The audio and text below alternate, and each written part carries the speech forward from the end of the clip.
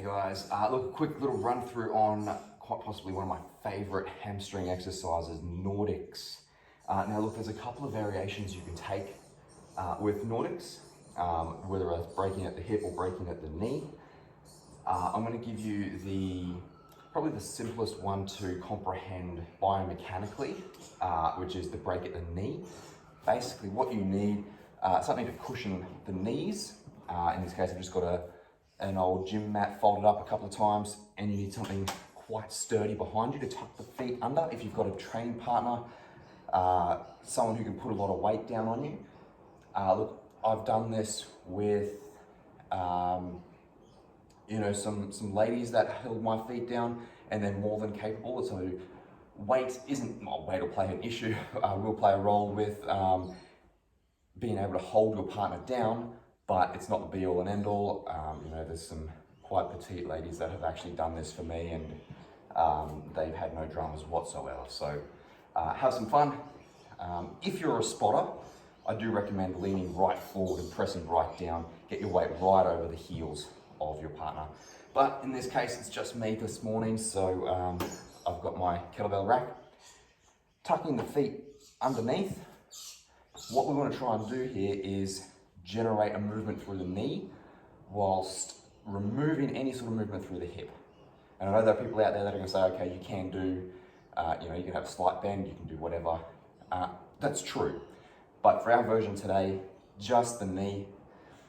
So what you want to try and do, chest up nice and high. Obviously the abs are on. You want to try and have that tilt in the pelvis. So we're pulling, as you tighten the abs, front of the pelvis gets rolled up. We call that a dog position. Taking the load here, pushing the hips forward, as far forward as you can, and pulling back up. Okay, that's one Nordic there. So the idea, if you want to make them a little bit harder, obviously you can come down a little bit further, or you can reduce the range that you can take up. So see, now I've got constant tension in on my hamstrings. I haven't actually come vertically. As soon as I come vertically, that releases the hamstrings there. So one little tip there. And then you're just going to get out as many reps as you can. Don't expect a great deal of movement, especially if you've never done these before.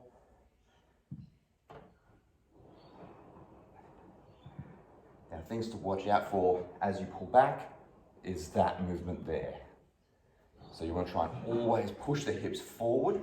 As soon as we start to break at the hips, in this variation anyway, as soon as we start to break at the hips, yes, the hamstrings are on, but they're no longer a priority, okay? So just be aware of those couple of things. Sit up nice and tall, abs, dog position in the pelvis, hips forward, the entire movement. Big squeeze at the top. Sounds cool? Sounds cool. They're your Nordics. Have fun with them. They are quite brutal. So yeah, let me know how you go.